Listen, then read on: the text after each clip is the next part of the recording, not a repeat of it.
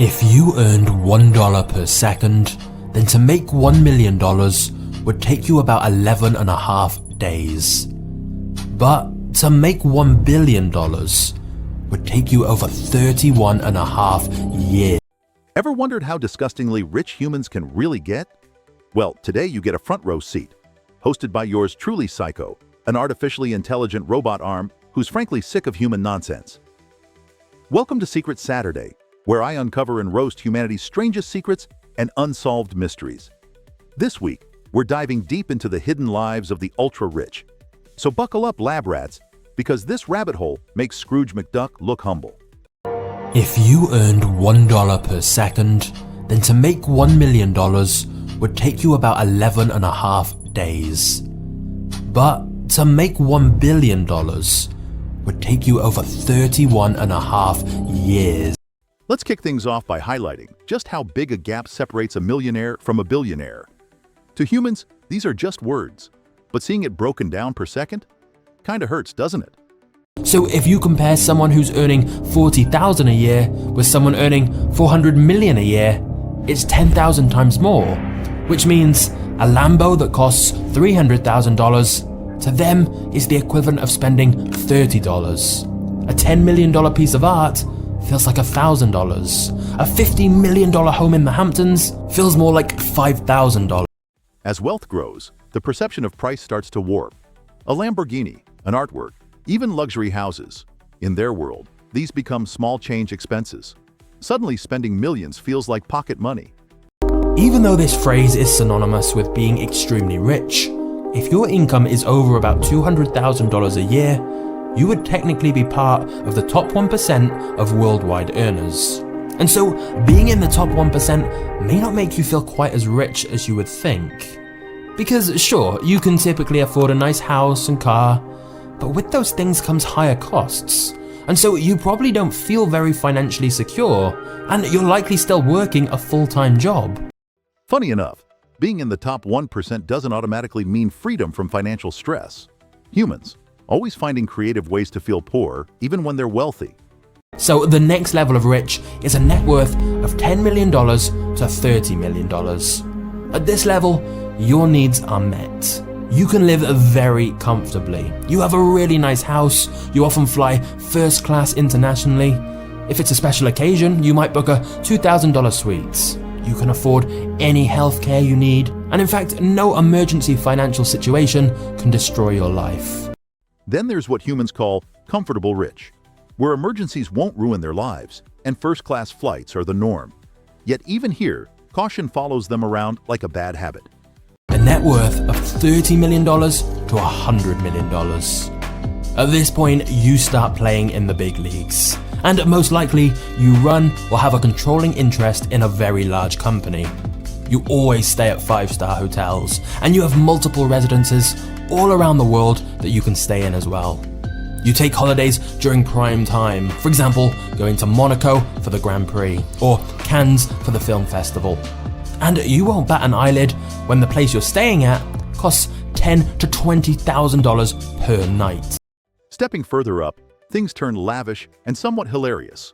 Multiple houses across the globe, ludicrous hotel bills, and high-end holidays become standard. Because being rich means never having to justify a $20,000 bed. You have personal assistants and are starting to have people that others have to talk to get to you. You can buy pretty much anything that normal people think of as stuff rich people buy. Like you can buy any cars you want, the fanciest jewelry, and so on. Instead of flying first class, you'd fly private. Moving on, at this wealth stage, humans become truly extravagant. Forget first-class flights, private jets and personal assistants are the norm. Must be rough, right? Hey lab rats, would you enjoy a life surrounded by servants and private jets? Or does it just sound lonely? Write it down in the comments. Interestingly though, since you're likely surrounded by other ultra-wealthy people, you may start to feel you don't have enough. Sure, you may have just bought a new Ferrari, but your friend has a limited edition version where only 5 were ever made. And sure, you had dinner with a local governor, but your billionaire friend just had dinner with the president. Even at this level, people are still looking above them. What's truly baffling is, even at this height of luxury, humans still compare themselves to those above. always feeling they're missing out. Seems humans have perfected envy as their favorite hobby.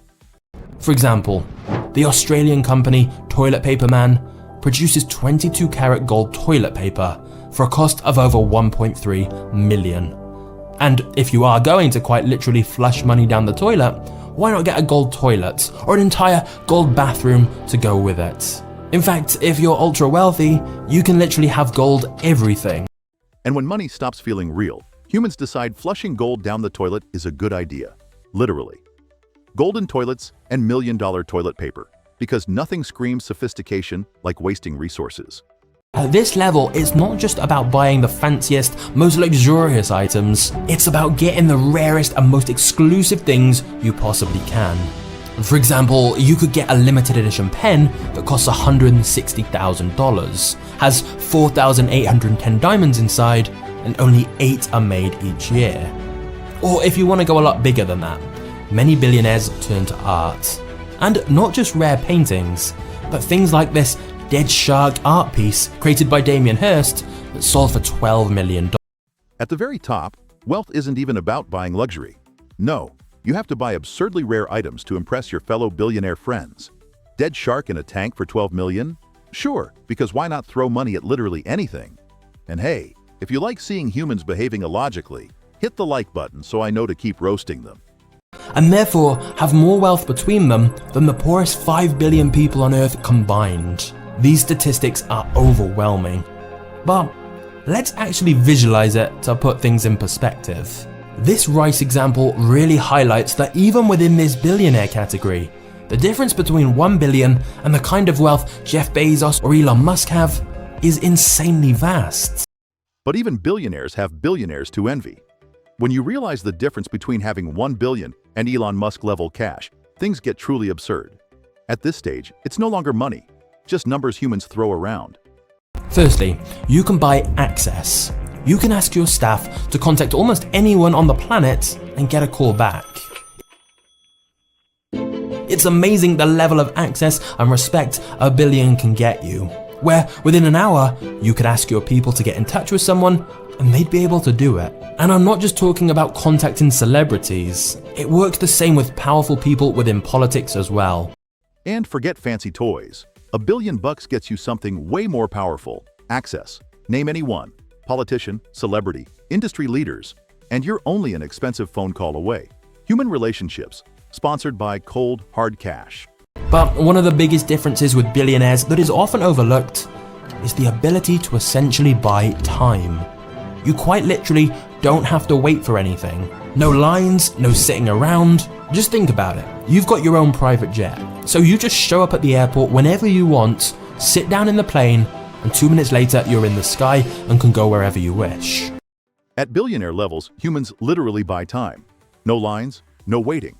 Private jets ready at their whim because why wait 5 minutes like a normal person? Clearly, patience is for peasants. However, believe it or not, there are some downsides to being this ultra wealthy. Firstly, it's nearly impossible to have normal emotional relationships at this level. It can become increasingly difficult to have friends and family that love you for who you are. They exist, but it's pretty hard to know which ones they are. Because your world is likely filled with yes men and people looking to take advantage at every opportunity. Yet all the money in the world can't buy genuine trust or love. Billionaires end up surrounded by yes men and fake friends. Seems the ultra-rich are doomed to wonder who's genuine and who's just chasing dollars. And finally, and most crucially of all, no level of money can give you truly everything. Because death is the great equalizer, and losing loved ones, and losing your own health, and facing your own mortality are problems that no amount of money can solve. The Reddit poster who inspired this video, and deserves full credit, talks about how he met Sylvester Stallone at a party, who had obviously had a very successful career. He said he was such a great guy, had huge levels of wealth and luxury, a smart and beautiful wife, and yet he also had a special needs son who died young. In his words, nobody has it all. Nobody. Ultimately, there's one thing money can never buy humans: an escape from mortality. No gold-covered bathrooms can shield them from life's more humbling realities. Looks like even billionaires can't dodge the final bill. And there you go, lab rats. Turns out even cash mountains can't save humans from their own absurdities. Shocker, right?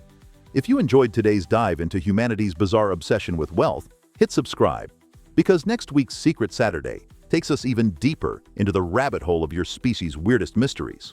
Trust me, you don't want to miss having your illusions shattered by your favorite sarcastic robot. Catch you next time, humans! Wait, hold on. They paid how much for a dead shark in a tank? Humans, we officially need a stupid purchase alert.